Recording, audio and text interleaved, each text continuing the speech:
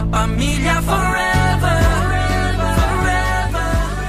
Lumaki na ba ang production ng negosyo mo? Kaya mo na rin ngayong magbigay ng produkto o serbisyo sa maraming tao. Kung ganon, pwede ka nang mag B2B o business-to-business model. Ang mission po talaga ni Wise Cleaner, magturo po sa mga tao kung paano po nila magagawa, makakapagtimpla, and pagkakakitaan yung mga bagay na nasa loob lang po ng bahay. Ilan ngayon ang nag-o-order sa inyo? 5 to 10,000 orders a day. Nakabox po yan, hindi pa siya per piraso. Kilalanin natin ang pamilya sa likod ng isa sa mga OG na Jolly Jeep dito po sa Makati City.